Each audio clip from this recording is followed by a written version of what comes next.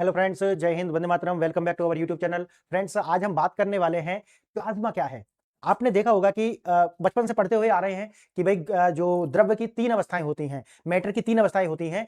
Gas होती है और लिक्विड होती है और सॉलिड होता है, यानी कि गैस, लिक्विड और सॉलिड। लेकिन इससे एक अलग अवस्था होती है और जिस अवस्था को क्या कहते हैं, फोर्थ स्टेट होती है मैटर की, जिसे हम बोलते हैं प्लाज्मा। लेकिन वास्तव में हमने सुना कितनी बार है प्लाज्मा ये है, प्लाज्मा वो है, प्लाज्मा। लेकिन वास्तव में प्लाज्मा है क्या? क्या बारीकाई से आज इसे आप समझ सकते हैं?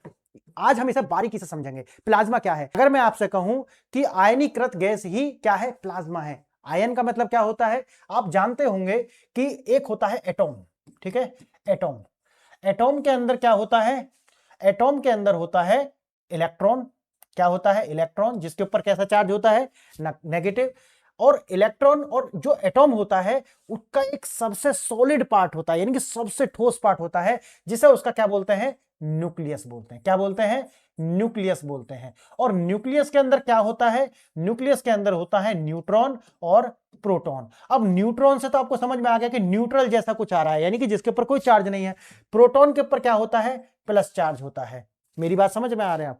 अब देखिए, यह है नकारात्मक और यह है सकारात्मक। अगर हम देखा है तो अपने आप में एटॉम क्या है? न्यूट्रल है, उदासीन है। क्या है? उदासीन है, इसीलिए एटॉम पर कोई चार्ज नहीं होता। अब देखिए, जब कोई गैस जो होगी वो किससे मिलकर बनेगा, यानी कि कोई मैटर जो होता है, सॉलिड हो, लिक्विड हो या फिर गैस हो, वो किससे मिलकर के बने होते हैं? आयन से मिलकर, यानी कि एटॉम से मिलकर के बने होते हैं।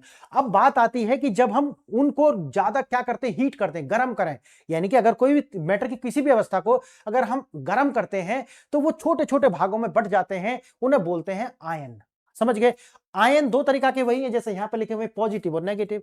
तो एक नेगेटिव आयन और दूसरा पॉजिटिव आयन। आज इसे बारीकाई से समझेंगे और मैं आपको इसमें बताने वाला हूं कि सबसे पहले ये जो प्लाज्मा है इसको माइकल फेराडे ने देखा था, यानी कि कब? शायद 1838 के आसपास, 1838 में। इसे आपको बताने वाला हूं, सबसे पहले माइकल फेराडे ने जो है इसको देखा था और बाद में इरविन, ठीक है, इरविन लेंगुर नाम का एक वैज्ञानिक था, उन्होंने जाकर के 100 ईयर्स के बाद में लगभग 1940 के आसपास इसका जो नामकरण है वो प्लाज्मा किया। तो ये आप समझ गए पूरा। अब देखिए, पदार्थ की चौथी अवस्था प्लाज्मा को समझें।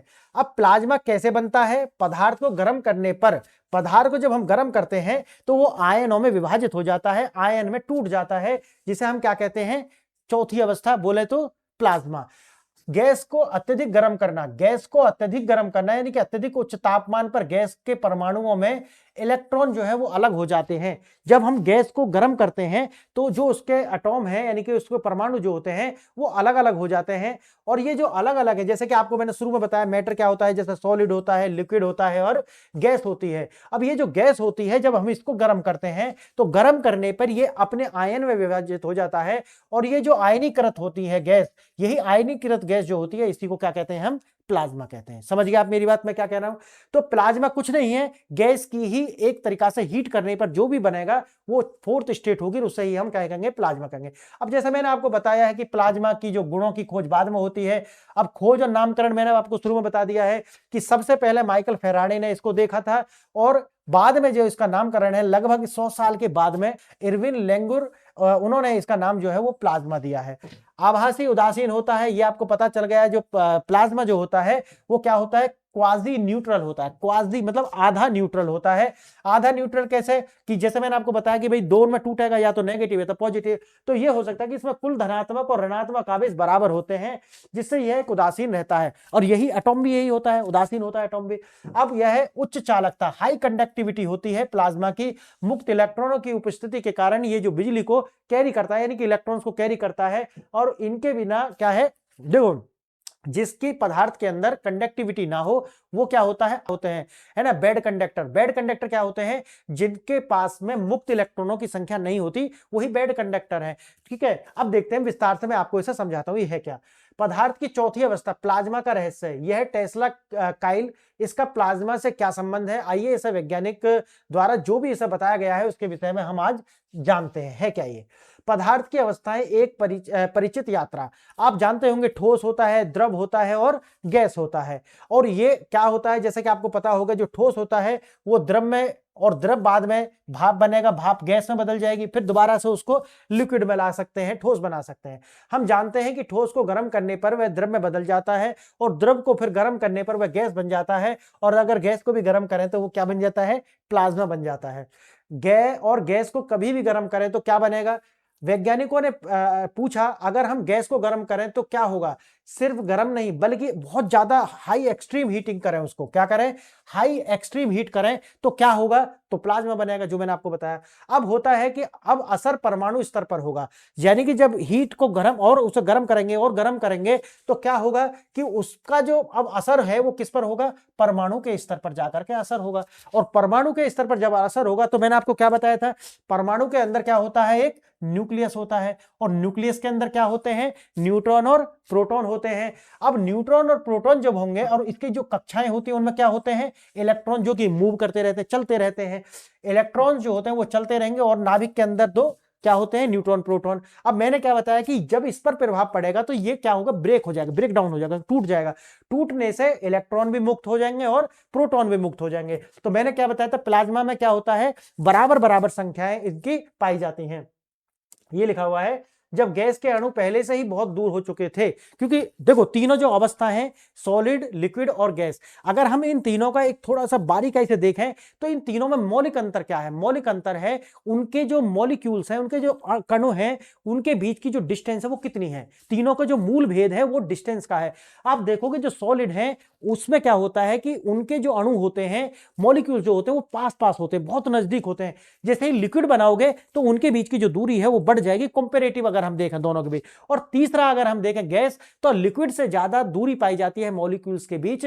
अगर हम तीनों में कंपैरिजन अगर करें तो सबसे कम दूरी किसके अंदर पाई जाएगी, ठोस के अंदर। उसके बाद उसके जो मॉलिक्यूल उससे ज्यादा दूरी फिर किसके अंदर, लिक्विड, और सबसे ज्यादा दूरी गैस। अब गैस को और गर्म करेंगे तो क्या होगा, इसका प्रभाव उसके अणु पर पड़ेगा, और मैंने जैसा आपको बताया कि वो ब्रेक डाउन हो जाएगा जब उसको हम एक्सट्रीम हीट से प्रभावित करेंगे। एक इलेक्ट्रॉन मुक्त हो जाएगा। जैसे मैंने आपको बताया एक स्थिर परमाणु है, आपने उसको क्या करा, गर्म करा, गर्म करने से इलेक्ट्रॉन क्या हो जाएगा, मुक्त हो जाएगा, और मुक्त होने के बाद में वो किसमें बढ़ जाएगा, आयन में बढ़ जाएगा। आयोनाइजेशन बोलते हैं। आयोनाइजेशन की ये जो प्रोसेस है उसके बाद ही प्लाज्मा का जो निर्माण होगा। इलेक्ट्रॉन इतनी ऊर्जा ग्रहण कर लेता है कि वह परमाणु के आकर्षण से मुक्त होकर बाहर निकल जाता है। इलेक्ट्रॉन खोने के बाद परमाणु अब एक धनात्मक आयन बन जाता है। क्या हुआ, इलेक्ट्रॉन तो निकल गया, इलेक्ट्रॉन जब निकल गया तो बचा क्या, प्रोटॉन बना, प्रोटॉन बचा। तो इसके बाद जो परमाणु है अब एक धनात्मक आयन वहां बचेगा।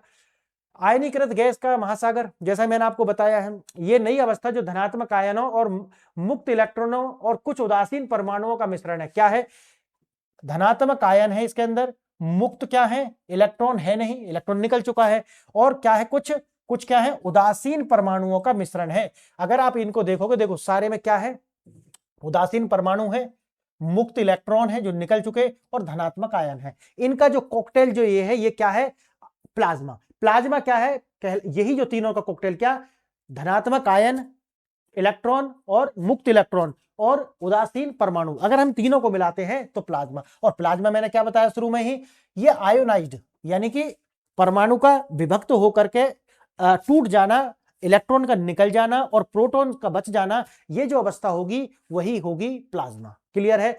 अब जैसा कि मैंने आपको बताया कि नाम किसने दिया, और बताया पहले जो देखा था, किसने देखा था, माइकल फेराडे ने इसको देखा था। कब देखा था, 1830 में देखा था।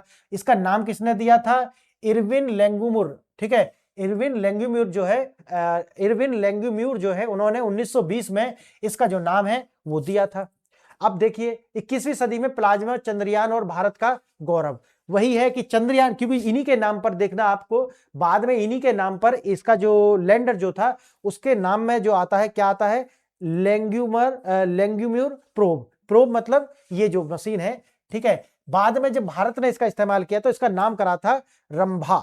ठीक है, इसका बाद में नामकरण किया गया था। तो इन्हीं के सम्मान में ये जो लैंगमुर जो थे भाई साहब, इरविन लैंगमुर, इन्हीं के नाम पर जो है ये जो इसरो के चंद्रयान मिशन पर जब इसको लाया गया था, ठीक है, लैंगमुर के सम्मान में प्लाज्मा के अध्ययन करने वाले यंत्र को जो है लैंगमुर प्रोब का नाम दिया गया, और भारत ने जब इसका इस्तेमाल किया तो इसका नाम दिया रंभा। समझ गया आप मेरी बात।